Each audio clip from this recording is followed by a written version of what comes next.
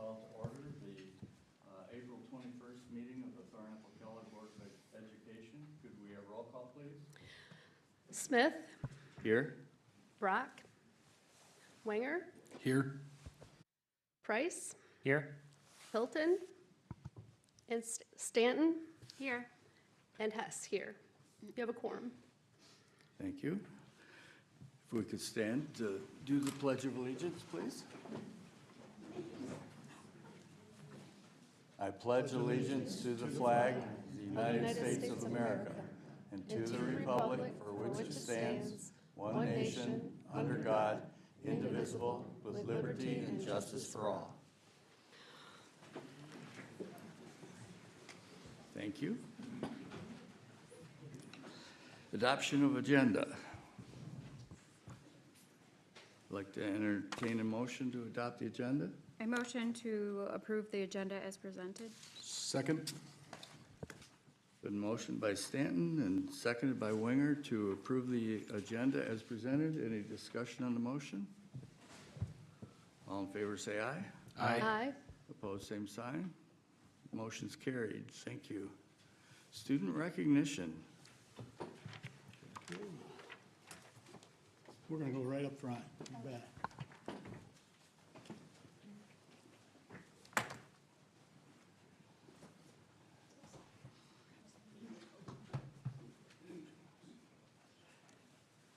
Well, this has long been my favorite night, board meetings.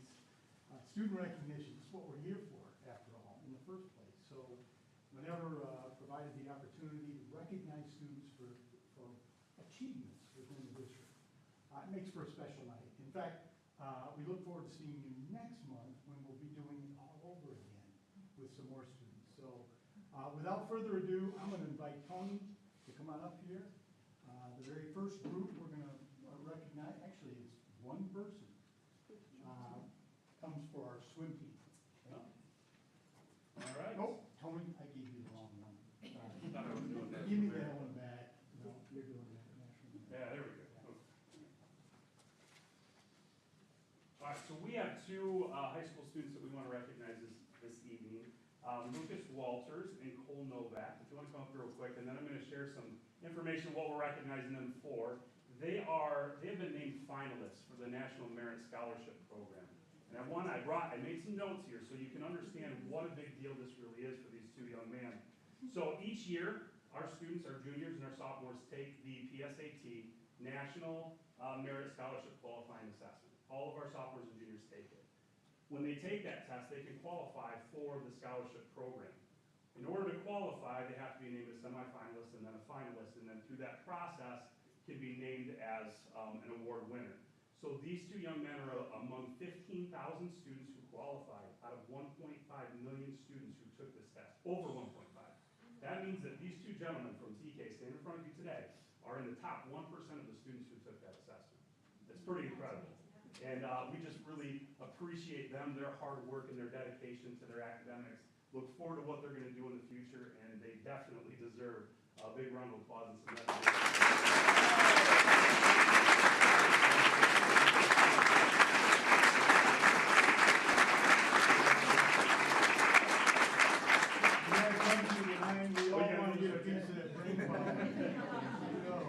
They're also in our top 10 too. We recognize them. Thank you so much. Thank you. Thank you. Thank you.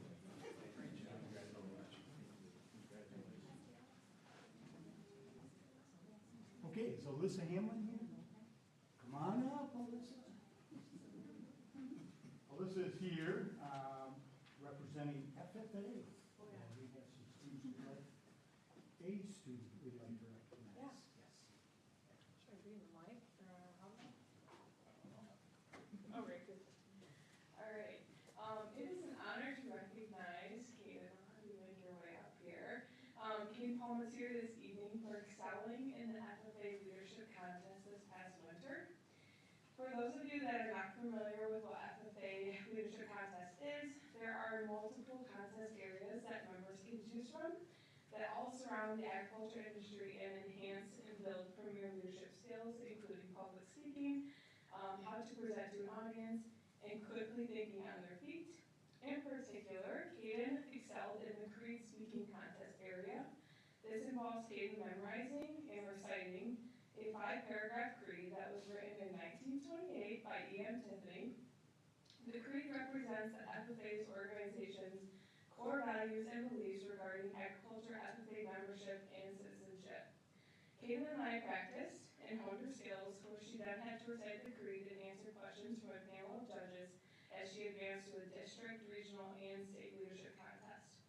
The challenging part about the creed is that every single student from every chapter is saying the exact same creed, and the only thing that sets them apart is their ability to emphasize and use their presentation skills to show the emotion and the foundation of what the creed represents. I'm half tempted to make Caden recite the creed, but I'll give her a pass this time. This is my first FFA member to compete at the state level, and I am so proud of all that she has accomplished, and I'm excited for what is ahead of her. Congratulations, Caden, on placing second in the state with a gold award in the area of creed speaking.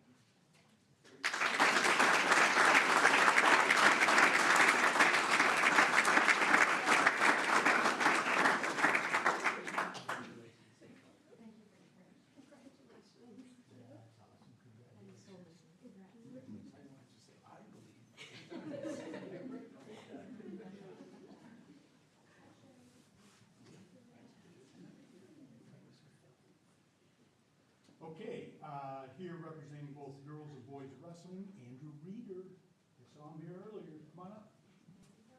Hi.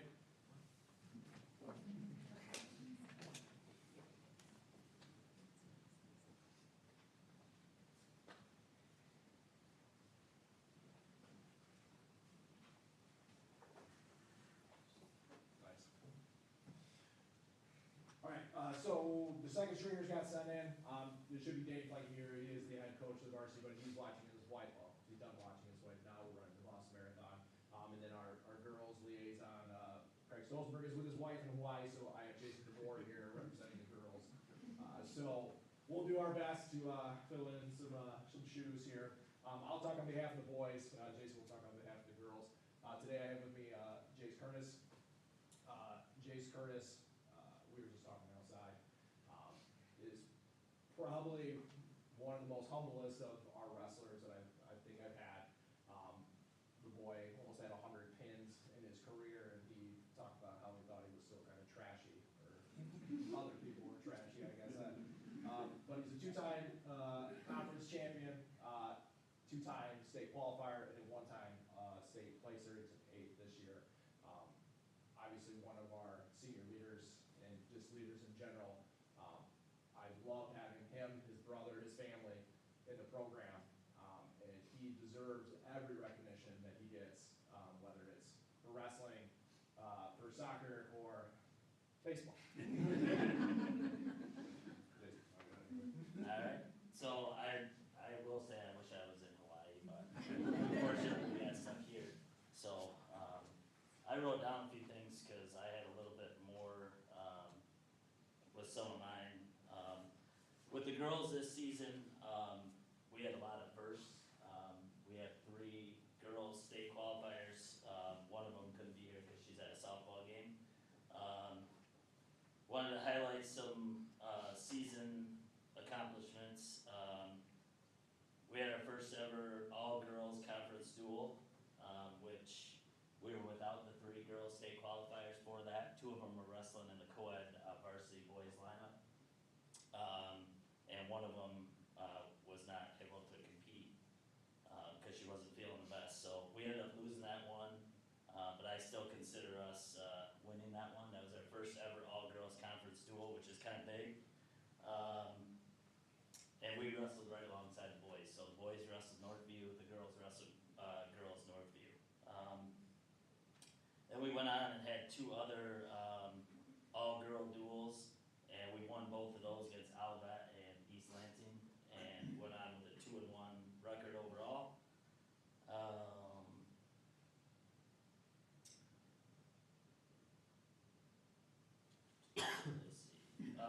At the state finals, overall we finished 11th out of 123, I think was the total number of teams, and we only had 3 girls competing in that. So that's totaled by the points with wins, pins, and stuff like that. So that's pretty big.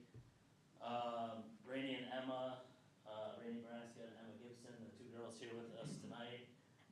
They both wrestled on the co-ed varsity lineup as well as individual girl tournaments. And then I was going to go on to hit some individual accomplishments. Rainey was a 2-time academic all-state wrestler, a 2-time state qualifier, and she only wrestled her junior and senior year. She won a few tournaments and placed at almost every one in the 2024-25 season, had a record of 20 and 10, and an overall 2-year record of 40 and 24. Then we have Emma Gibson, who was our first ever girls district champion. This year we had a girls district instead of just a regional. 2-time regional champion, was a regional champion this year, 24-25 season. Won several tournaments in her 4-year career, 3-time state qualifier, and was TK's first ever all-state girls wrestler. Had a 2024-25 season record of 31 and 7, and an overall 4-year career record of 80 and 26. Adelaide Holderman's our 3rd girl who's not here tonight. She's at softball. She really turned on this year. After her first tournament, kind of had an up and down tournament. She was in either a champion or in the finals in almost every tournament, and took 2nd at districts, 2nd at regionals. This was her first time as a state qualifier. She was also our 2nd girls all-state wrestler ever. She took 4th at state this year. 2024-25 record of 32 and 13, and an overall record of 44 and 24. So that's all my highlights for the girls.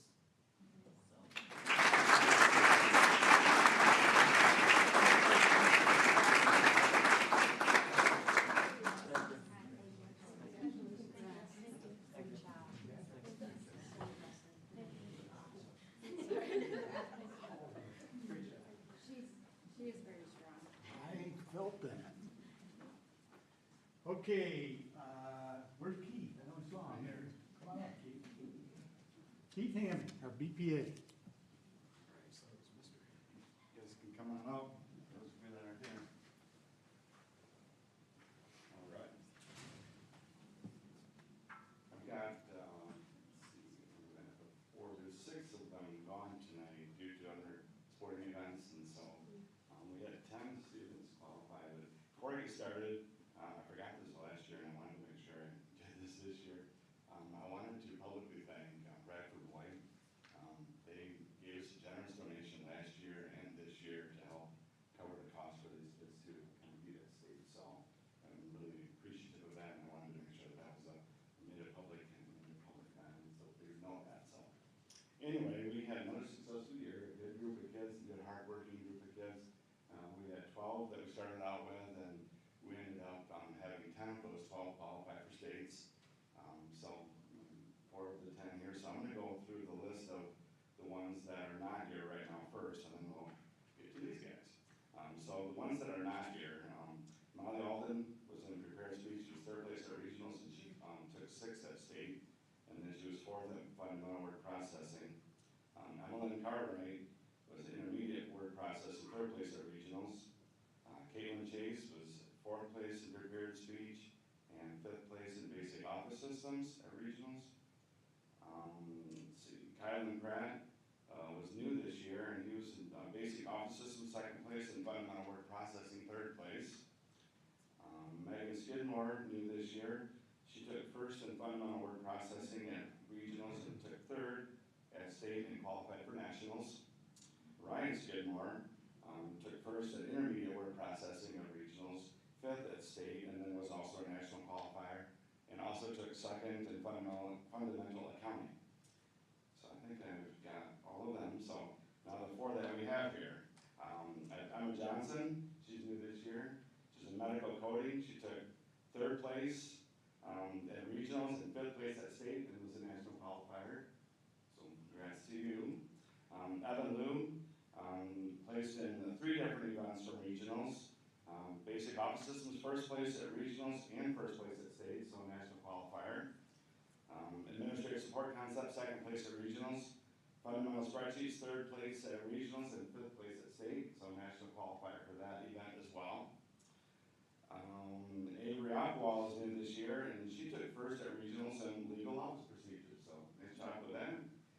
And then Carmen Reynolds qualified in 5 different events from regionals. Meeting and event planning, second place. Human resource management, third place. That was kind of a big event, and she ended up with 7th place at state in that event. Business law and ethics, 3rd place. Management, marketing, human resources, 4th place, and administrative support concepts, 6th place. So I think I got everybody. That was a lot. So nice job, these good students. Keep performing and just doing an outstanding job and working hard, and just really proud of them. Great job.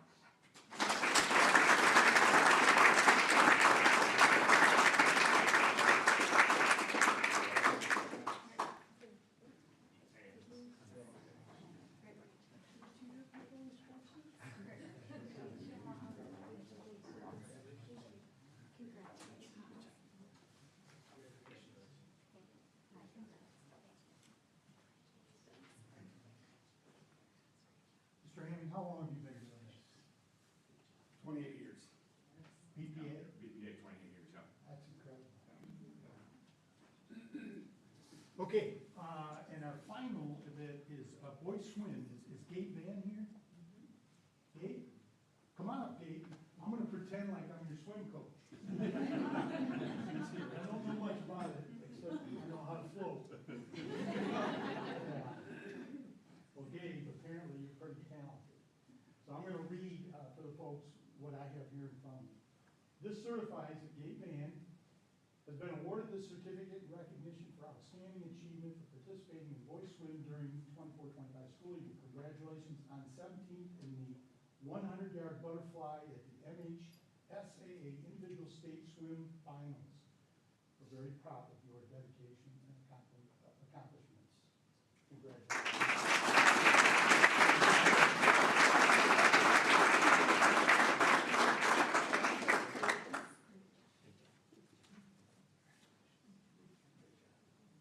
Okay, we'll do it again next month. Thanks, everybody.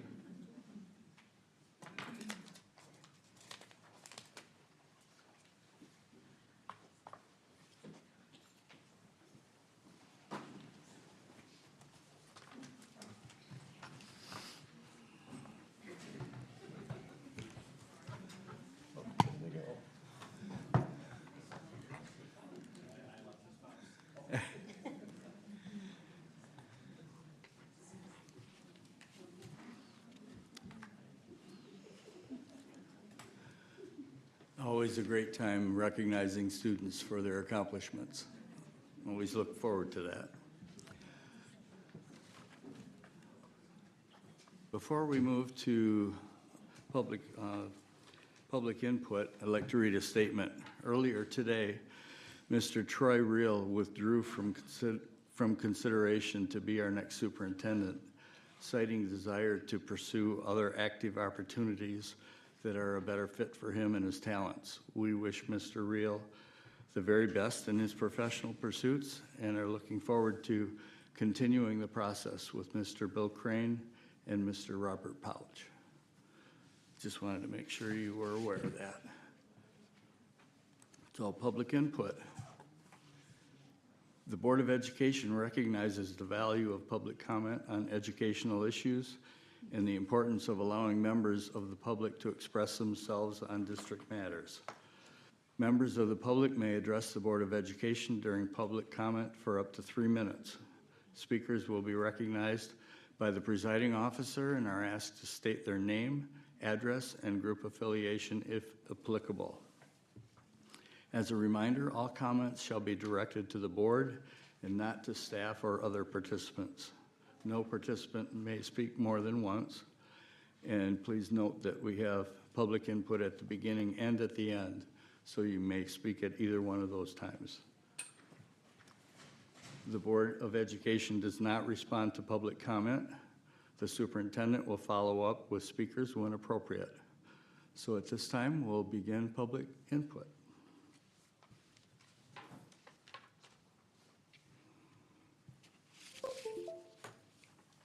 Hi, everyone. Probably don't need microphones. I'm a speech language pathologist, so I'm really loud. But my name is Chris Marchikaitis, and I live at 10978 Hermitage Point here in Middleville. And I am actually a TK graduate, as well as my husband. My mom used to be a second grade teacher here. I've had three children who have gone through TK. Two of my daughters actually have gotten these wonderful things that you've done, giving them for the All-State and the conference. And now my oldest daughter is representing Middleville at Purdue, and it's really, really cool to see Middleville, Michigan up on the big Purdue board. So what you're doing, recognizing these students is amazing, and thank you, keep doing that. The main reason I'm here today is I'm on the Thornapple Area Enrichment Foundation, and we've been talking a lot as a group of what you guys have been doing as far as interviewing for superintendents, and we sort of heard a rumor that you were thinking about restarting, and as a group, we would really promote just keeping going forward with the applicants you have. We've heard wonderful things about them, and we're afraid that if you start back at the beginning, we might lose the opportunity to have them be part of our team. So just as a group, we would love for you to keep forward and looking at those two applicants as being part of our TK team.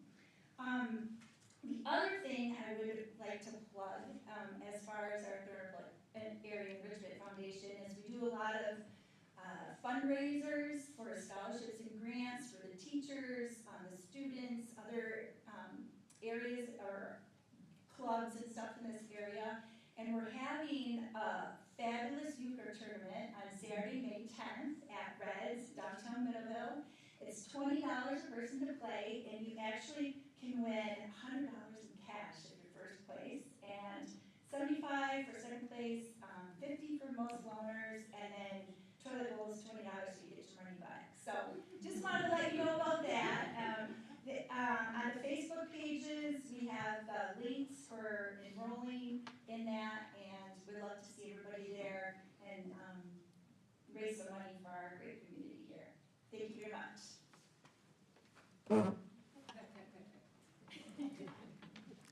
Thank you. Hi, everybody. I'm Robin Walters, 7255 Elkhorn Drive in Middleville. I'm a TK grad. I've got a husband that's a TK grad. My kids are all TK grads minus one. Jason and I chose to raise our kids here at TK, like many of you did. My kids are fourth generation on my husband's side going through TK schools. We're invested, we're rooted, we care about this school district, not going anywhere just because my kids are graduated. Tom, thank you for coming back. I'm sorry for the nonsense you had to deal with, but we're gonna be okay, promise. Okay.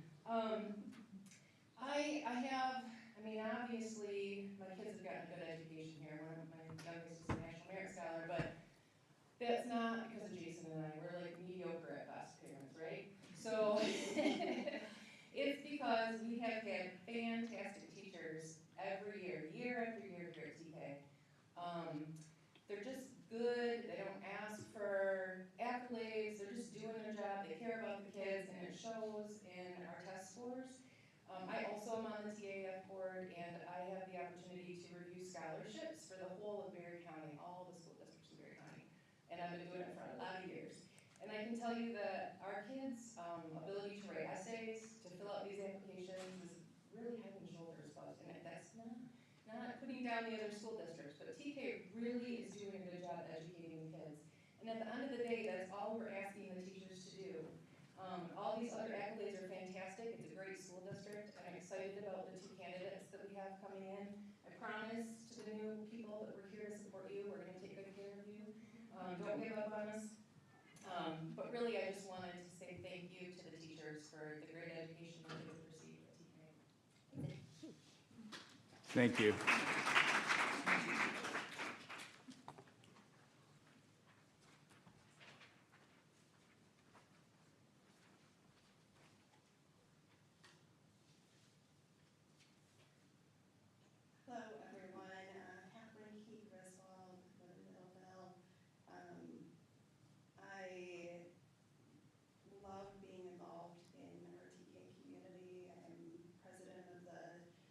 school PTO, and I coach Odyssey the Minds, and I want to be very clear, and not speaking on behalf of either of those organizations, but I do love being involved in my daughter's education. I love TK's teachers, I love our administration. Wanted to discuss a situation that I'm pretty frustrated and concerned by. So Lifewise Academy is now in our community. I've accepted that. My mom was here in the fall talking about it, kind of very concerned about what our policies were surrounding this. But as a parent, I was thorough in my research of this program, and I very intentionally chose not to enroll my daughter. I don't agree with pulling kids out of their education in the middle of the day. I spoke with my pastor about it. He didn't sign on for that program either. I sing in the choir every Sunday. I am involved in, I work for a Christian organization. I have very strong religious values. And the research that I did on Lifewise Academy is coming from the Southern Baptist Convention. That concerns me. They refuse to run it as an after-school program. They'll only pull the kids out of school in the middle of the day. I think they should be in school. Had some really, had a lot of conversations, former superintendent, school board president, my pastor, principals, et cetera, about this program. And one of the things that I was assured was that my daughter was not going to be solicited during her school day. Only she was. This came home in her backpack, adds a QR code, it goes to the website. Clearly not created by a kid. It's not a kid invitation to kid. I know that this program has a tendency of rewarding kids for recruiting other kids into the program. You get prizes, it's all fun. Except for the kids who have parents like me who want to know who's running the program for the kids, who believe in having background checks and open information on what's going on with their children. You understand that this is not a TK program. It's just pulling kids out of our school during the middle of the day. So I'm very concerned that this type of thing is coming home with my daughter. I was assured that it wouldn't happen by the principal. It has happened now, and so I just really encourage you as a board to look at, okay, if we're going to, there's laws that require this to happen, I understand that, but what are you going to do to protect and safeguard some of these kids? And another issue with this program is that, kids are being left out, they're being bullied because their values don't align. We have a community that's had some challenges with bullying recently, and now we have this going on, and I'm really, really concerned about it. Thank you.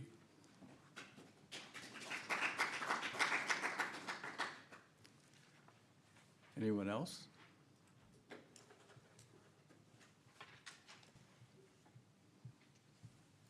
Last call, anyone else? Okay, thank you. Consent grouping.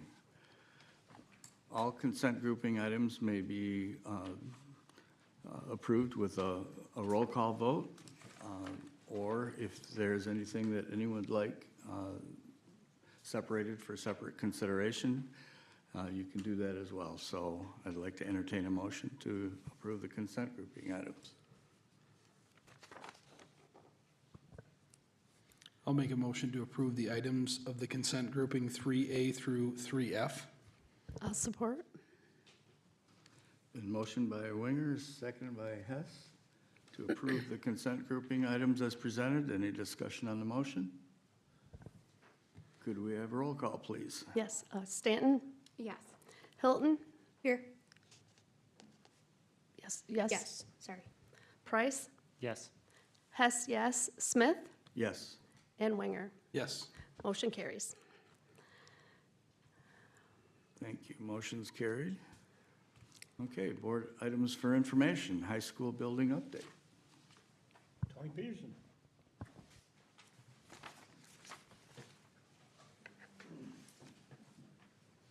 Well, good evening. Thanks for allowing us to be here tonight to share some great things about the high school. I've got Jeff Dock and Greg Bruno, our assistant principals, here with us tonight. Presentation. Oh, sorry. No, I got it on my iPad. I can look at it. As he's pulling that up, we're really excited to be here to share. We have a lot of great stuff happening at the high school. Our goal goal tonight is to share some highlights from the things that we have going on, some of the programs and initiatives from this year. Hopefully you walk away learning something new tonight, and hopefully you walk away with a list of really awesome things that you can celebrate with others in the community that you can talk about the high school. Have some points of pride that you can walk away with to say, these are some really awesome things we have going on, and encourage people to check it out if they're looking for a place to land. So we're going to get started as we're still waiting to talk about the things that we're going to discuss tonight. We're going to review academics and programs, our learning environment, culture, communications, and community engagement, and then talk about what's next. We want to talk about kind of what our projections are for next year, our goals, and the projects and the programs that we're going to work on to be able to move forward. So, getting started with our academics and programs. So, a couple of the things that we want to highlight, you can see some bullet points here. One of them is our special education program. I know we had some really nice accolades to that program the other night during interviews, and I just want to piggyback on that. We have worked really hard with our students with disabilities to give them the same options and opportunities as our gen ed students. And one of the things that we transitioned from was those resource classes, where students took their core classes in a classroom, separated from their peers with a special education teacher. While there was a lot of value in that, in the smaller, specialized instruction that they got, they weren't getting access to that same education that their gen ed peers were getting. And so we moved to a co-teaching model. And what that means is that we have a content teacher and a special education teacher working together. And then we put those students based on their disability. So if it's a reading disability, they're in an English class. If it's a math disability, they're in a math class. And they're in there with their peers with 2 teachers. Not only does this benefit the students who have that learning disability, it's benefiting our gen ed kids. We have access to 2 adults in a classroom of up to 30 kids. We try to keep that percentage of students with IEPs small so that we can give that still attention that they need. But it's a really great program. There's a variety of delivery methods they can use. So it might work from anything from teachers teaching and the other special ed teachers assisting or vice versa. There's parallel teaching, there's small group work and instruction that they're doing. It's a work in progress. We have some more training that we need to do. But the access that our kids are getting, the increase in test scores we're seeing with our special education students is phenomenal. And the conversations that we're having with kids about what post-secondary looks like, we have students who are actually looking at college, community college, 4-year colleges, and trade schools.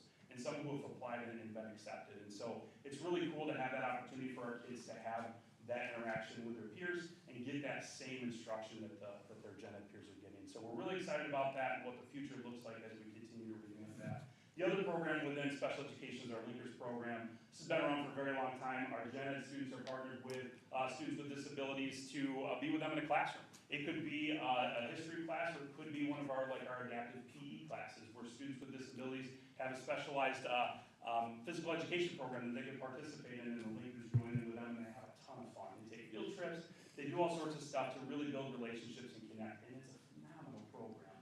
It's for our sophomores through our seniors, and it just keeps growing, and kids are begging to get in, and we never have a hard time finding those partnerships. So a couple things within our special education department we're really proud of. I'm going to let Jeff talk about intervention.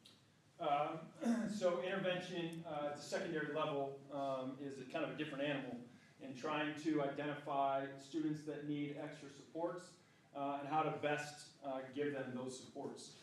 2 areas that we've done that and that we continue to look to improve on in those areas are our freshman English and math intervention classes. We have 2 sections of those. It's in partnership with the middle school. Our teachers communicate with one another. We identify groups of students. Hey, these students probably could use some extra help coming into their fall freshman semester. And so they're in those classes where they get extra help and support, specifically in English and in math. However, they also get supports in every area, whether it be study skills or any other core subjects or any subject that they need help in. In conjunction with that, we also have seminar. Seminar is 2 45-minute sessions, Tuesday and Thursday, with the primary objective of getting extra support. Student misses school, that means they might miss a test. They're able to come in, and rather than having to chase them down and get them before school, after school, or during lunch, we have 2 45-minute periods during the actual school day where they can make up those tests. If they bomb those tests, or they don't do well in those tests, or they're struggling, Then they can also sign up or be requested by a teacher, and they get actual targeted supports for those areas. And in both cases, the class and the seminar, one, we're looking to how we can expand and improve them, but two, the benefit that they've given our students has been awesome. Thanks, Jeff. Another thing we want to highlight is some of our CTE-like programs, and I say CTE-like because not all of them are official CTE programs. But I have heard from the board the desire to grow that over the last couple of board meetings and in the interviews as well. And so we'll talk about that and what's next. But currently what we have is, I think for next year, there's over 50 students slated to go to the KCTC. So whoever made the smart move to align with Ken ISD way back in the day was awesome because our kids really have great access to amazing programming up there. And I wish we could get more. We have a lot of kids waitlisted, and when you see that list of kids, you're just wishing that they can get in, and we hope that they do. So KCTC is a great resource. We have a new program over the past few years called CAMA. It's a partnership with Kalamazoo Community College, and it's a manufacturing program. So students can go and they actually experience manufacturing, they earn college credit and learn about what that program looks like. We currently have 10 kids involved with that, and it's pretty awesome. We have our teacher cadet program, and we have students who go into classrooms in our district all over the place. So thank you to all the principals that support us and put up with Rachel hounding them to give kids place to learn about teaching. We are short teachers. It's hard to find teachers. And if we can recruit our own kids, nothing makes me happier to see a TK kid applying to come back home to teach. And it just makes my day. So we have that program and it's growing. I can tell you we currently have 22 students currently enrolled in this semester. We had 25 first semester, and we're working with the ISD on how to make that an official CTE program. Going to a training next week with Mrs. Cobb to work the logistics for that. That means additional funding to support the program and to continue to grow, which is pretty awesome. We also have our school to work, our work experience program, where students can work a job for part of their school day and earn high school credit for it. They can get up to 2 hours in their school day where they can go out to a job. So it might be something that's they really want to work after high school. Maybe it's something hands-on, or maybe it's just a job and it's a great experience and a great opportunity. They've met their credits that they need and they have some wiggle room. And instead of taking an elective that doesn't interest them, they can go get a job. And that's pretty awesome too for our kids. We have the number of kids participating in that is, we have 21 currently during our 6th hour and 12 during 5th. In comparison to other districts, our numbers are pretty large. And it's a big job for Rachel Cobb to monitor all of that as well. She does a great job. Our official CTE program is our agri-science program, which is new. We started that a couple of years ago. That's our FFA, our agri-science program, and it just keeps growing, and we're super proud of it and all the work that is going into that and the work that Mrs. Hamlin is doing and the support of our agri-science committee that is really poured themselves into helping this become successful. So that's something to really celebrate. And then our counselors are doing a really good job getting our kids exposed to trade schools, taking them on visits and checking that out as well. We just had one. Jeff got to go on that field trip.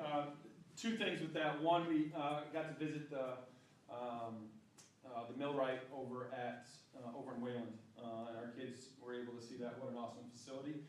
What an awesome opportunity, not that far down the road, for our students to go and get great education and make a great living.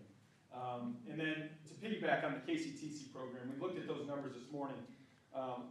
TK puts out a lot of nurses, a lot of doctors, a lot of folks in the medical community, and the nursing, the medical KCT program is jam-packed and competitive. We get a lot of students there. However, that is the #1 wait list for us. Let's make TK a regional component of that. Let's build this place that our students don't have to go anywhere. They don't have to hop on a bus. But we got to find facilities here that we can house our own students, and we can build on that program so we can continue to push nurses and doctors and dental hygienists and all of that out in our community as well. So. Thank you, Jeff. And we've actually had conversations with the ISD about that, asking us if we're interested in being a regional program specifically for that health careers piece. We just don't have the space. So we need to work with our administration, central office, and you board to find ways that we can make that happen. Because we can attract not just our kids who are on the wait list, but that could pull in kids from other communities too, not having to drive all the way up to the ISD, especially for something like that when we have that many kids who are interested. So we're excited. That's on our what's next slide as well, so we can maybe not have to talk about that when we get there. The other piece is we have a credit recovery program for those students who are struggling. So we've always had summer school. We have that for kids to earn credit. We have a back on track program. So if a student failed a class first semester, they can come into school 2 days a week after school for a couple hours with Mr. Kane and work online to recover that. Sometimes that's hard. Kids, maybe they don't have a ride, they ride the bus, they can't stay after school. And so we keep looking at ways to remove barriers for kids, and especially if they're struggling academically. And one of those pieces was offering a back on track during the school day this year. So we've had a group of kids that have been able to participate that first and second semester and actually earn some credit instead of having to come for summer school when transportation is a barrier or stay after school for that. And so that's been pretty successful, and we hope to continue that as we move down the road. And then as we've talked about CTE and the trades. We want to talk about our college prep. Obviously, we had celebrated 2 young men who had amazing test scores and have worked really hard. We have 17 AP classes at the high school. In a school of our size, that's phenomenal. We run most of them. We've run into challenges being able to do it just because of teaching and staffing and being able to manage it with numbers depending on how many kids are signed up for sections and things like that. But we do and are able to run a lot of them, and we have a lot of them in the science department. And our kids are really successful. Our AP scores are phenomenal, and I encourage you to look them up. We also have honors classes in English and science. We have our freshmen can take AP World History coming in as a freshman, which is a challenging class. 55 kids signed up for that class this year. So we hope that that holds and that they push themselves and are successful with it. We have dual enrollment opportunities for kids. Students can earn credit while they're in high school for college. And we just want to make sure that kids understand that that's there for them and they can continue to do that. We have 2 students graduating this year who will have an associate's degree before they walk across the stage at TK. It's pretty awesome. And then we take a lot of college visits. Our counselors are doing a great job getting kids exposed to colleges. And we appreciate some of our folks here. Annie comes in and does some work with our kids on those scholarship essays in our senior English class. So thank you, Annie, for that support at TK. It's incredible. It really helps our kids polish those essays for scholarships. So with the college prep stuff, we have a lot of great things happening here at TK. We have kids really doing a great job.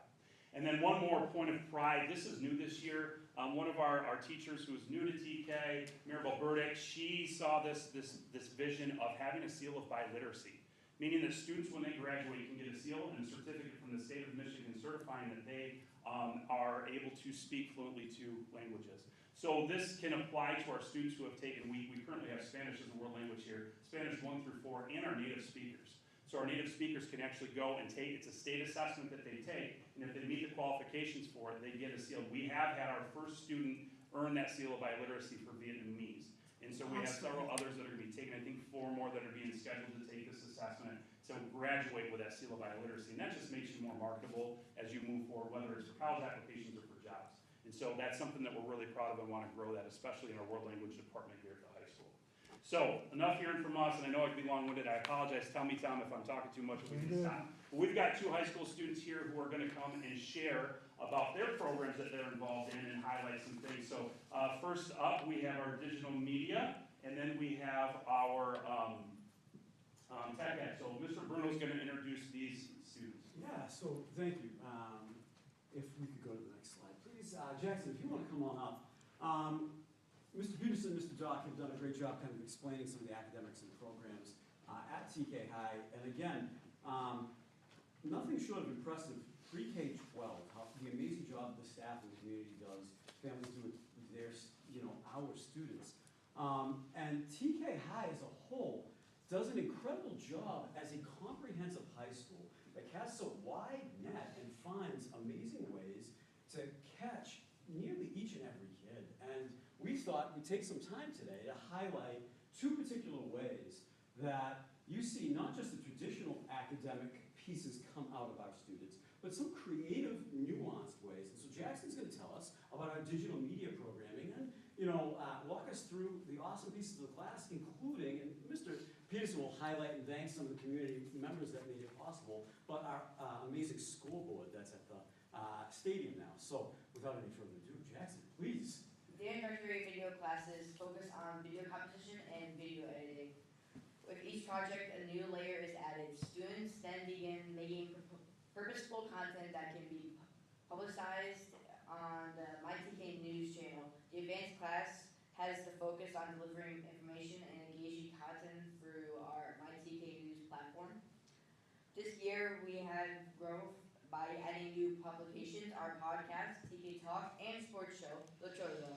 We also have had new opportunities to collaborate with other departments and folks outside the high school. The goal is to expand our video production opportunities to help the district and community. Go to the next slide, and we'll come back to the video.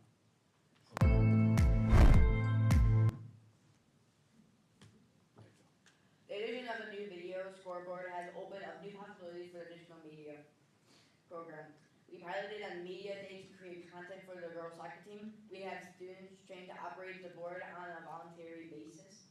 This new resources has given students a new opportunity to consider how the content they create can be used to promote our sports and community.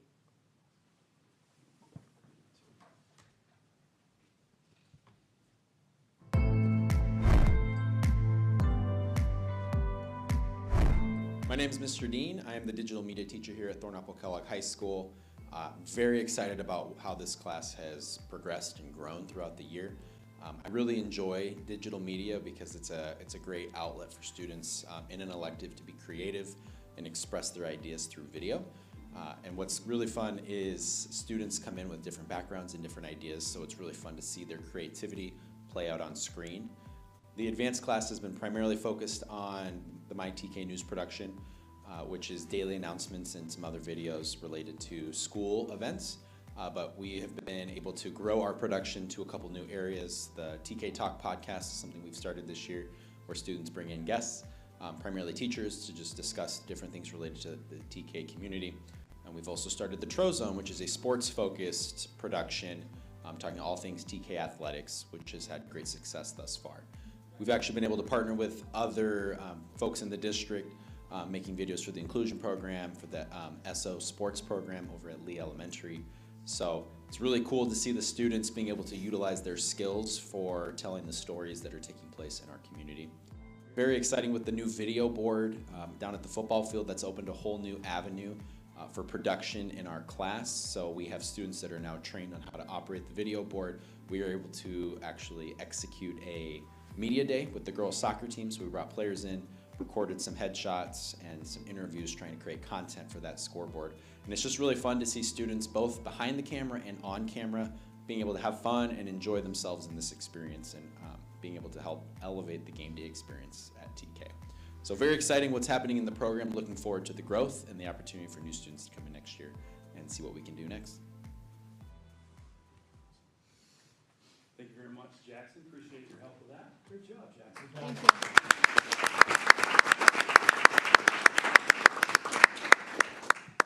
So as we think of TK schools as a systemic approach, and we think of what our students, and Jackson gives us a great big screen, literally, example of what happens with all the knowledge and the skills they've accumulated. So we go from a big example to a much smaller palm-sized example.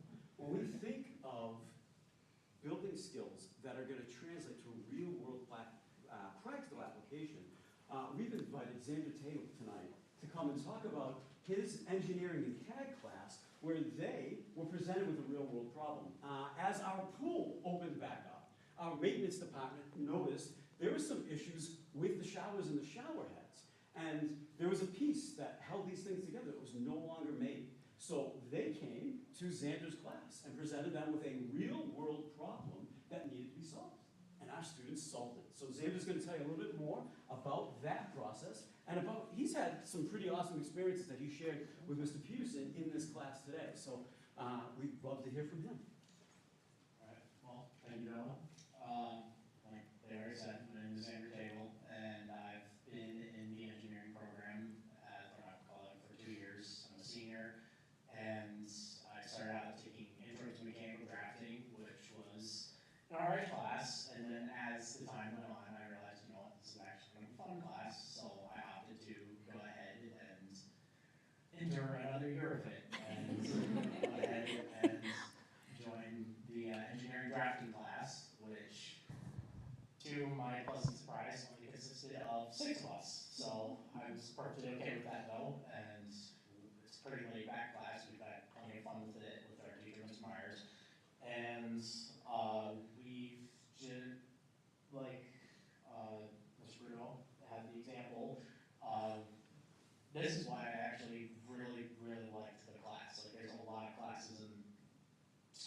general, I'm not shy of saying it, that I don't really think translate to me anyways, and are in magnitude of practical application. I mean, the chances of me using anything from Algebra 2, again, pretty slim. But a class like engineering drafting, on the other hand, and being able to 3D print a shower bracket, like the six of us did, and had all of our designs tested and revised, and they all turned out to be viable. One of them was selected, but the actual practical application of an engineering program is why I decided to go ahead and take it. I've utilized it in woodshop even. I had a project in there that I need to whip up a blueprint for, and I went ahead and went into Mr. Meyer's room for about a week or so during my 6th hour, which was my woods class, and I went ahead and I just made this blueprint, and it turned out to be a major help in crafting that piece, instead of just having to eyeball it and screw it up 4 times. So, yeah, that's my biggest reason to 100% recommend to anybody remotely interested in construction or engineering or architecture, anything like that, the advanced engineering class or the engineering drafting class for at least 1 semester, if not 2. But in addition to not only just practical application stuff, we also have plenty of fun in there too. For example, earlier in the semester, we made hydraulic water junobots, which are made of popsicle sticks, toothpicks, and all sorts of other stuff that you can go ahead and throw together to attempt to make a stationary robot that can fling another one off the table. Let's just say that sometimes when you're working with water hydraulics, you don't exactly plan it out very well and you end up soaking the ground all around. But aside from that, it was a lot of good fun. But we still had obviously our academic portions and our projects that we had to do. But our projects are still they're preparing us for very real world things. Like for example, welding. There's basic welding information that we had to go ahead and research and make a presentation on. Or our reverse engineering, like the project we just recently did that I don't know how well I really did on that, but taking a big vice grip and just a table vise and completely reverse engineering it from all of its components. Something like that is just so useful when you're working with things that are rare and need to be replicated, or you just are trying to make a new and better idea for something. Being able to reverse engineer that and translate that into a 3D space that can not only be printed, but can also be shared with other people and iterated upon. And that's probably the best part about it, is just how friendly everybody in class is, how willing people are to work with each other, especially Mr. Myers puts up with some of our dumb repeated questions over and over again. So I greatly appreciate that. But yeah, I'm not sure how much more to say on it. It's just I don't remember what exactly motivated me to take intro, and at first I was kind of like, do I really need this? And then 2nd semester I was like, you know what, I've actually used it in a proper sense, so I'm just going to keep doing it. And while engineering is not going to be strictly my major, I will be attending fairs for logistics in the fall. It has been nonetheless very, very useful information that I've been able to, we've already seen, practically apply to real world scenarios, and I've already applied my own personal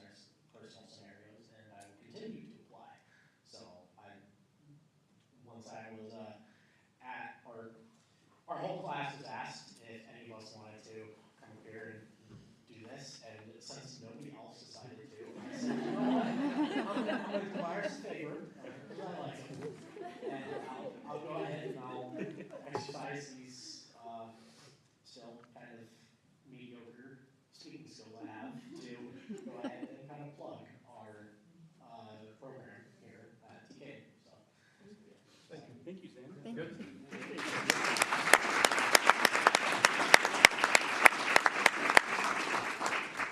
We really appreciate both of our students coming up and speaking. It's not an easy thing to come and talk to a board or a room full of people, especially if that's not your comfort zone. So thank you both. We have some really awesome stuff happening, folks. The other bracket you see was a piece used to fix some tables in the building as well. So that class has been working with Gary White. You see the big smile on his face there with a couple of students. Saving some money, Mark, on parks for the district. So we'll continue to keep working with the kids there. So, we just appreciate the support of those academic programs. It means the world, and the finances that Mark makes sure to secure for us and the support from the board. So thanks for all the help with that.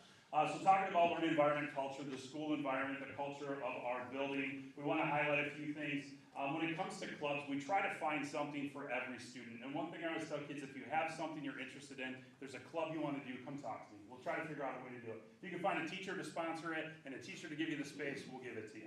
So we have everything from creative writing to gaming club. We started an esports club last year.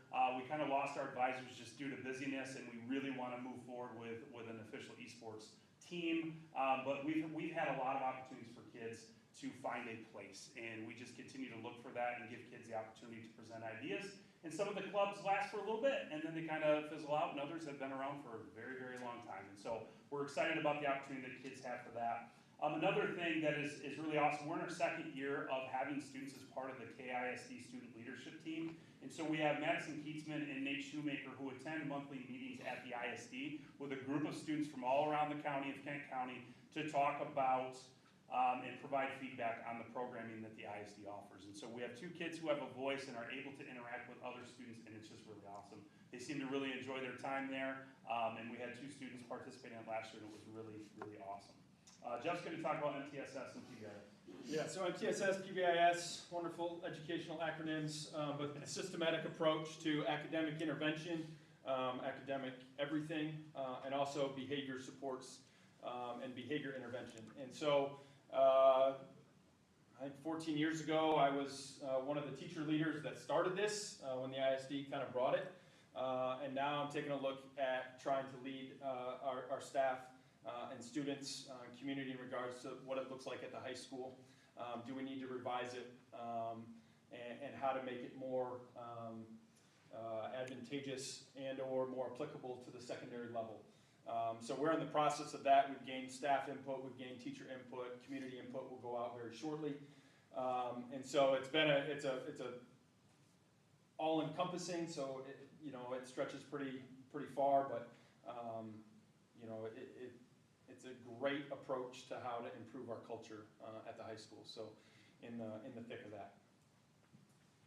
Thank you, Jeff. Jeff's doing some really great work with our MTSS team to revamp that and, like he said, make it more applicable to high school.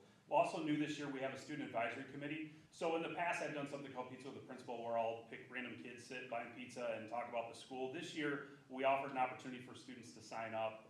They could apply to be a part of it, and all they had to do is just say, I'm interested, and give me reasonings why. And all of the students who said they want to be a part of it are a part of it. I think we have 21 students on the Student Advisory Council from 9th to 12th grade, and we meet to talk about what's going on in the school, right? Feedback. It's important in student voice. And so Jeff actually came into the last meeting that we had and had them do an activity around revamping our behavior matrices and what that looks like and what expectations should be in hallways and locker rooms and bathrooms and all those things, and seeking their input. They're working on a homework assignment right now to talk about what's going on in our school surrounding bullying and what are their ideas and what do they hear from their peers and what are some potential ideas or solutions that they might have from students.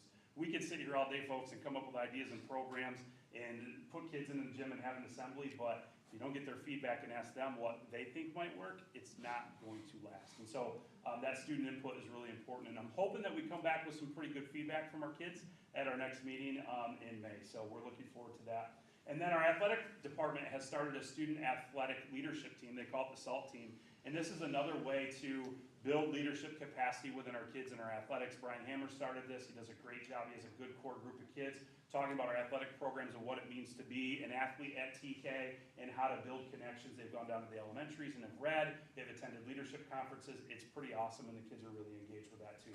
And then lastly, we just want to highlight one of the really awesome student supports that we have, and it's a partnership with Corewell Health. We have a Corewell teletherapy service provided to our kids. And just to give you some facts on it, what this is, it's an opportunity for kids to access counseling therapeutic supports during the school day. Again, talking about removing barriers, whether it's financial or transportation. Kids who are struggling with their mental health, we're constantly looking at ways to try to support them. Our counselors can only do so much. So students can go into a room in the high school and meet with a social worker that Corewell provides. Natalie Steensma, she's amazing, fits great in with our staff and the kids love her. And she gets them connected with their teletherapy. They meet virtually with a counselor in a nice room that they set up with couches and a big screen to talk to them. And then she processes before and after with them. Last year we had 77 students take advantage of that, most of them free. If they can't pay, if insurance, there are co-pays and things like that with it. There is a foundation that they have that there's some money that is set aside to help support kids free of charge, which is really amazing. As of February 3rd this year, we've had 42 students, and I know we've referred quite a few since then. So it's pretty incredible the number of students who probably otherwise wouldn't have accessed therapy services, counseling services to help support them, that they can actually access that during the school day, which is awesome. And we're just really proud of that. And then a couple other highlights. I know we're running short on time. Just some academic and athletic celebrations. You've already saw it here tonight. So our BPA, with our 10 state qualifiers and 4 national qualifiers, our Science Olympiad team actually made the state tournament for the first time ever. So they're super excited about that. They're going to head out here the end of April. We have 3 TK teams going to Worlds for OM. One is a high school, middle school team. Our FFA state leadership contest winner you met tonight as well. For choir and band, we actually had 4 state solo and ensemble qualifiers for music and instrumental. And then athletic, you met our wrestlers tonight, and our 4 of them who qualified for state, 3 state qualifiers for swim and dive, 1 boy, 2 girls for dive, 2 state qualifiers for cross country, and 1 for girls golf. And then we recognized tonight Lucas Walters and Cole Novak for that National Merit Scholarship finalist piece. So a lot of great stuff happening, not just with athletics, with our kids going to state and competing and doing well, but also academically too. So it's pretty awesome. And now we want to talk about kind of our community engagement and what we do to partner with our community and some of the highlights. So we mentioned the new video board that's sitting in the stadium. If you haven't seen it, drive by Bob White Stadium, you can see a new giant video board out there, and it is amazing. And that happened because of our community. Our community donated that. Everything involving it, most of it has come from the community. And so we just want to thank Choice Concrete, FCC, and LEI for their generous work in helping make that happen. It's pretty amazing. It's one of the best around, by the way, in the state, especially on the west side. So we're pretty proud of it, and it's pretty amazing. The next piece we have with our agri-science program, we have a new barn coming. And we're really excited about it. It's going to be out by transportation, and we have a whole list of folks that have been involved in making that happen. Riegler Farms, Clayton and Noreen, Otto's Turkey Farm, Greenmark Equipment, Russell and Patricia Kieran, the DeCamp Foundation, Fred Halbert, Deb McEwen, Hoaxma Farms, Sandman Trucking Incorporated, Kyle and Alex McEwen, J.D. Forbes, Ken Riegler, Chris and Thea Riegler, Dykstra and Sons Excavating, Matthews Concrete, Van Land Concrete, and Choice Concrete. In addition to that community support to make this barn happen, over $100,000 in grants have been secured, and that's due to the work of Alyssa and that program. That's amazing. That's community support, and that just speaks volumes to how much we appreciate what the community does to support our schools and what we're trying to get accomplished. So we're really excited for that barn to get put up and eager to hear when groundbreaking is going to happen. So another partnership we have is with the BC SATF. That's the Substance Abuse Task Force of Berry County. They have been invaluable to us. They have provided resources, parent education programs, staff trainings, and for our students, we have a new program we piloted last year called the NOT program, Not on Tobacco. It's a tobacco cessation program for students who are struggling with tobacco or vaping.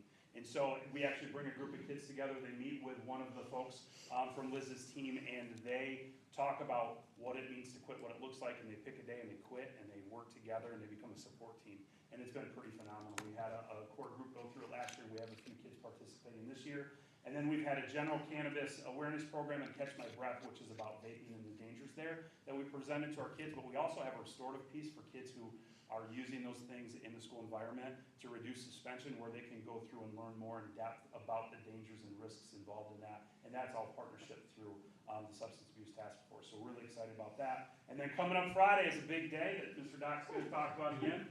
If the weather, I'll be brief here. The cool thing is, as a thank you to our community, we want to get as many students out in our community to serve our community. When students realize life is not about them, life gets a whole lot better. And so more opportunities that we can do that and do that for our students is pretty awesome. So we have 561 students slated to go out in our community and serve. If you are the praying type, it would be good because the weather looks not good. So my hyperventilating is increasing. We're super excited. It's one of my favorite days, has been since we started it a handful of years ago. We look forward to having an awesome day on Friday. Awesome. And then just as we go through the list, we have our Day of Caring, where our student council goes out and gives back to the community, much like Service Day. Circle of Giving, high school kids partnering with elementary students to pick a cause to fundraise for and help them. College and Career Fair, we had 40 companies presented this year where our students were able to learn more about opportunities post-secondary, which is huge. Our senior English students are able to participate in mock interviews. We had 30 companies come in to interview our seniors. And we get great feedback every time about how awesome our kids are, and they get feedback right on the spot from them, and some of them offered some jobs as well. My favorite day of the year is our Veterans Day Assembly, where we bring the whole school in the gym, and we invite our veterans in the community and their families to come in to celebrate them and thank them for their service. It's an amazing event. If you've never been, especially bored, please come. We have our Teens Against Tobacco Use. Again, high school kids going to elementary schools talking about the dangers of vaping and tobacco. Communications with parents and kids are my weekly updates that I send out, usually on Sunday evenings. Same thing with our staff. We had a district art fair this year, and look right there, that glowing picture, it's hard to see. They did a glow room this year, and it was phenomenal. Students across the district created artwork to go in there, and the high school art club kids made this giant octopus, which is really awesome. It's still in front of the art room, and it was a big hit, and it was a great partnership. And all of the community coming through to see the fantastic art and hear some music was a great day. And then our Heidi Pryor Hearts and Hoops Special Olympics basketball tournament is a highlight. We bring the entire school in. We started that last year to watch the opening ceremony in the first game. High school kids cheering on both sides, not just TK kids. It's pretty incredible too. And then the telehealth thing, it's just pretty incredible. And then what's next real quick? We're looking for somebody to step up to say they want to coach esports, because we have some kids who are really missing it, and it's a great niche for a group of kids who want to find something that they can compete in. I'm going to skip over and I'll let Jeff come up and talk about a couple things. We're looking forward to continuing with professional learning communities with support of the board and whoever our next superintendent is. We're going to continue seminar and continue finding ways to tweak that and get feedback from our kids and our parents about what that looks like and how we can enhance it. We're looking at taking those student leadership teams and bringing other kids in to do specific targeted student leadership opportunities and training for next year. Expanding our CTE opportunities, we talked about that. We want to be a regional site. We need the support for that, and we need the space. Unfortunately, we don't have any. And then working with parents and parent partnerships. We've talked about potentially looking at a secondary PTO, which is new and different, and what does that look like, and how do we partner with parents to be able to work together to support each other and kind of bridge that gap a little bit more. And we're looking forward to seeing what that looks like and how it develops as well. And then Jeff's going to talk about with that parent partnership ties into that revamping of MTSS and PBIS stuff. But the best news was today we got to go ahead in partnership with the middle school to take on Hope Squad. Hope Squad is a peer-to-peer suicide prevention program, and we need it. We've lost way too many kids, way too many former students, and it's not good. And so the more that we can find ways to access our student body, the more that we can find ways to give our students hope that they are not alone, and that they will always have someone with them and alongside of them, that they do matter, that no matter what someone says to them or says about them, it doesn't matter. There's people that are there to care and love for them. And so Hope Squad is that peer spider web to go out and listen. Not a peer to peer of, hey, Mr. Bruno, I need you, let's go set up a meeting. It's eyes trained, ears trained, hearts trained to then get them to a trusted adult and make sure that we don't have students from TK, whether they're in our buildings or whether we can teach them as they graduate so that they don't fall or go through the cracks. And so with that partnership with the middle school, we're super excited. We're super excited what leadership, that opportunities that brings from high school kids to middle school kids, and then eventually down to Page. So a lot of really, really, really awesome and exciting things going on in regards to bringing and starting that program up. So, Thank you, Jeff. Yeah, that was good news, and we're looking forward to it, especially that mentorship from high school kids on down. So that's what we have for you. I know it was really long. We have way too much stuff to celebrate, and it's giving me a microphone is always dangerous because I'll probably forget. I apologize to everybody, but we have a lot of great things happening. Do you have any questions for us? Really appreciate hearing about all these great programs, opportunities for these kids. First time ever for Science Olympiad? Going to state, yes. That's the first time? That's what Alex tells me. First time in 11 years that I've been here, so.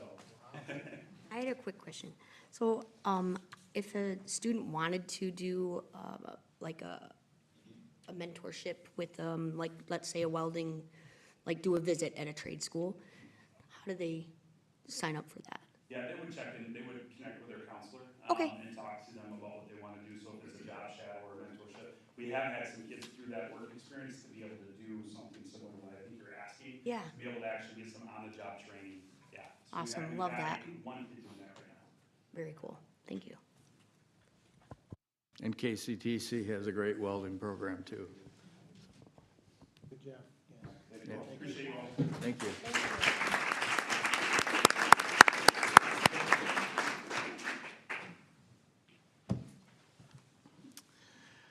Okay, committee and liaison reporting. I'm not aware of anything that fits in that category.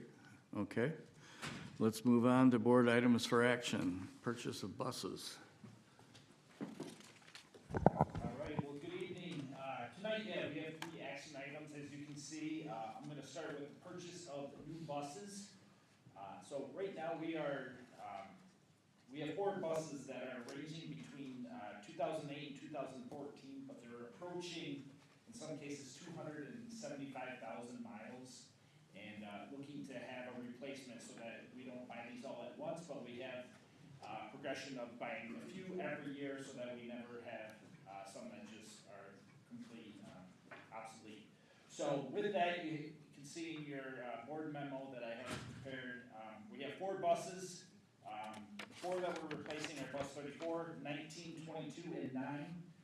As you can see, some of the smaller buses that had a capacity of 30, we are looking to go to 48, and those are for our special needs. Is that we have a growing population of special needs. But in total, this is looking to be $305,000. To purchase these, we needed to come to you guys tonight, even though we're looking to purchase after July 1st, because there are a wait list since we aren't buying new. We looked into buying new, and unfortunately, they run about $150,000 a piece. So where we can get 4 buses for $305,000, ranging between $71,000 and $78,000, we thought was a better plan to do, especially when they range only from 20,000 miles to 50,000 miles. So with that being said, we are looking to optimize our 22L funds, which is a specific categorical for transportation through the 25-26 school year.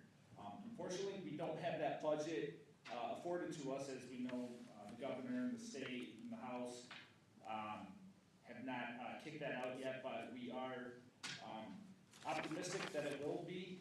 The governor did have it in her budget, and if worse comes to worse, if that categorical is cut, we will look to use our capital improvement fund to purchase these 4 vans. So, any questions on purchase of the 4 buses?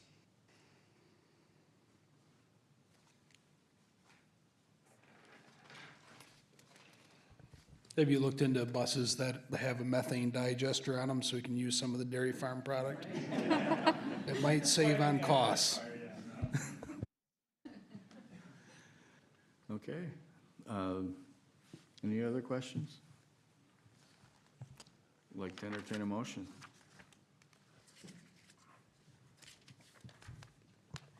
I'll make a motion that the Board of Education approve the purchase of 4 used buses from Holland Bus Company not to exceed $305,080.00. Second. Been motioned by Winger and seconded by Stanton? Yep. To approve the purchase of 4 used buses from Holland Bus Company, not to exceed $305,080. Any discussion on the motion? Could we have roll call, please? Winger? Yes. Smith? Yes. Hess, yes. Price? Yes. Stanton? Yes. Hilton? Yes. Motion carries. Okay, thank you. For that. Our next one, letter B there, is a purchase of a district van. Unfortunately, our 2012 Dodge Caravan is seeing the last of its days, I believe. It's approaching 200,000 miles, and the whole HVAC system is completely needs to be redone, which has been estimated at $2,000. They figure it's only worth about $1,300 to $1,900, and it just makes it financially obsolete, I guess, or impractical. So we are looking to go from the 7-passenger van up to a 10-passenger van by looking to use the MyDeal consortium pricing. As you can see, though, they are pretty expensive. This one is $65,719. In talking with our transportation folks, we currently have 2 of them, and they are currently used daily, whether it be sporting events, extracurriculars, special ed, and his recommendation is to not go with the 7-passenger, but with the 10-passenger to meet our growing needs for that. So that is consortium bid pricing, though, and we looked at, they had several different units that were all 10-passenger vans, and they're all 65 to 70,000. So, yeah, so that is, in this one, we have currently roughly about $50,000 left over of 22L funds for the 24-25 school year. So we're looking to fully expend those, and then the remaining roughly $67.88 would then come out of our capital improvement. So most of it will be paid for, though, by categorical or grant funds. Any questions? Okay, I'd like to entertain a motion. I'll make a motion to approve the purchase of a new 10-passenger van. Any discussion on, or we need a second? Second. Been motioned by Hilton, seconded by Price to approve the purchase of this 10-passenger van. Any discussion on the motion? I don't believe we need roll call, so all in favor say aye. Aye. Opposed, same sign. Motion's carried. Thank you. And carpet replacement at Lee and the high school. This is something that I believe has been long overdue. Tom and I, as well as Mark Cardwell, we've been going around the district just getting a temperature of, what are the needs of every building, and it really came to our attention, furniture, carpet, in several buildings. We're looking to start that process this summer with a great overhaul of carpeting that is going to be done at the Lee building. Within the packet, there was a map of what rooms would be done. Pretty much everything outside of the media center or library, but outside of that, all the carpet in the classrooms would be taken, getting overhauled. And we just think, I think it's 30, 40 years since some of those rooms have been updated, and just want to take pride in our facilities and make sure, that is what, our kids and community can be proud of. So, so you have the map there. The carpet, we have a total of $172,000, and then there's some walk-off areas as you enter some of the different sides for $9,000. So the total at Lee was $181,209.35. And then we're also looking to replace 7 rooms down the 600 wing, I believe, at the high school, which is science-ish, math and science. So there also is some hard laminate flooring. We don't know what materials we're looking to use on that, but that is the next stage. We're looking, also this is all bid out through Sourcewell for the contract pricing that we received. And yeah, so in total that was $53,000. We're also looking at a 10% contingency just to have in there in case, you know, they rip up the carpet and maybe the floor is uneven or they have to do something. But I'm optimistic that hopefully we don't have to pay that 10% contingency, but we do have that in this, and that's $23,000. So in total, we're asking for a not to exceed in the amount of $257,702.93, which we will be looking to use from our capital improvement fund. Any questions?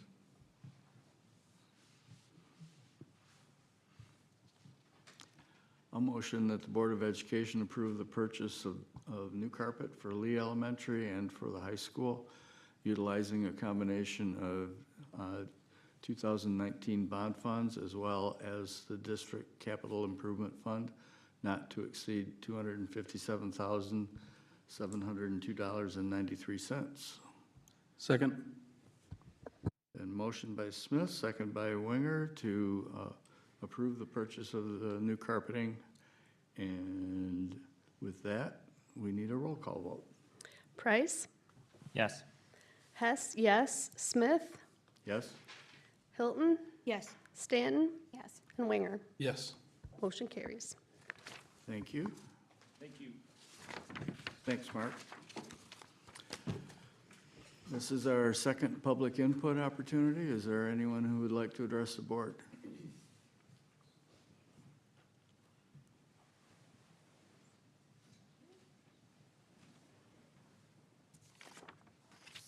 Hello, my name is Jackie Schneider. I live at 676 Eastland Drive here in Willow. I come to you today as a teacher, a community member, a parent, and alumni. I was fortunate to attend all 4 superintendent interviews, and I'm thrilled with the 2 candidates moving on. We are moving into times of transition, and we would be lucky to have either one of these candidates as our next superintendent. Each one is qualified to lead our district into its next chapter. It is my hope that the board continues with the process for our 2 wonderful and qualified candidates. Thank you. Thank you. Thank you. Thank you.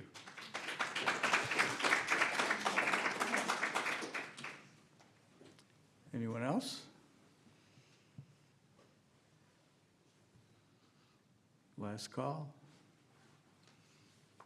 Okay, superintendent's report. Okay, Tony stole a lot of my thunder with his report. Very thorough. Good job. But you missed a couple. We do have graduation coming up on May the 22nd, reminder to the board. And we do still, I know historically, we involved all board members in the process. You guys still doing that? Handing out diplomas? Yeah, good. Look forward to that. That's a fun time. And you guys are doing outside now, right? Outside. All right, good deal. And then the other one was prom, which is this weekend. Caught you. Got you on that one, too. This weekend, you still looking for volunteers to chaperone? Anybody out there? Yeah, well. Just a couple other things. I had a great PAC meeting this week. One of the things that I heard in the PAC, well, I heard a number of things, but one of the things I want to spend some more time looking into, we've got these programs that are doing so well. And I'd love to hear Science Olympiad moving on to the state competition, but we've historically done really well with the Odyssey of the Mind group. And that group is just in need of some more support from us. A few problems. One of the problems that we have is finding storage, and that is an issue. And if I was going to be here more long-term, I'd be looking into that. And then the other one is, of course, finding space. And for, you know, I don't know how many teams we had competing, 10 or 11? What do we have this year? Anybody know out there? 10 or 11 teams, something in that neighborhood. How many? 13. That's a lot of kids. That's a lot of different groups. I want to find a system for providing better support for some of those groups. So it's a conversation we had in PAC. It's one I intend to follow up with my administration on. I think it's important. If I was going to be here more long-term, I see all that room out here. This was one of my dreams. Man, would I love to see a CTE program, a building here. Wouldn't that be something? Our own welding program, plumbing. I could just go on and on. It gets me excited. I hope that vision is out there and that future leaders of this district would go down that road, because I just think it'd be great. Systems, when you're gone for 7 years, some of the systems we had in place, just, I don't know, different leadership, different things. One of the things that I thought about is Mark and I are walking around the district and seeing all the needs for furniture and carpeting. I think one of the things that I'll try to implement, and hopefully you guys will be able to sustain, with some kind of a system for revisiting those needs in particular. I'm going to be leaning on building administrators to consider the needs in each of the buildings, and that we would collectively begin to prioritize and look down the road at the prioritization process for replacing. Folks, if you were walking along with me, you just wouldn't believe. And I was down at Lee, I just couldn't believe how many different chairs and tables and floor configurations we have. All you got to do is stand at the end of that hallway and see the 6 different transitions as you go down that main hallway. So a system for that and other such systems. I think that's what I would be looking to do if I was going to be here more long term. And I'm not. Counting the days. And then finally, I said it before, I love the spring sports. I met with a group of pastors today. I told them a story about when I was in high school, how I looked out over the fence one day as a senior playing high school to see the guy who ran the local rainbow batting cage that I visited from my childhood through my senior year in high school. And, this was just a guy that I looked up to. And he took a shine to me. And one day I look over my shoulder and there he is. And he saw me hit one of my high school home runs. And, he just wouldn't drop it. He was just, he showered me with praise afterward. And it was one of the shining moments of my childhood. And I encouraged all those pastors that I met with today to come out and join us on these beautiful spring days and walk around the campus and, have conversations with community and students. And it's really heartwarming. And if you haven't done it, you don't know what I'm talking about. So you just got to take me up on this. It's a really cool thing. I was going to walk about today. It was just a little too cold and windy. I'll do it another time. And then I think I got it. I already mentioned the student recognition. Come on out next month. We'll see you again. That's the superintendent's report. Thank you. Thank you, Mr. Enslin. Are there any comments from any board members? I just wanted to thank the community with a lot of gratitude for helping us with the superintendent search. It's been taken into great consideration, so thank you. Okay. Still looking for a close second to Greg Bruno on how you exercise the space during the presentation. Good work, brother. Okay, we're adjourned.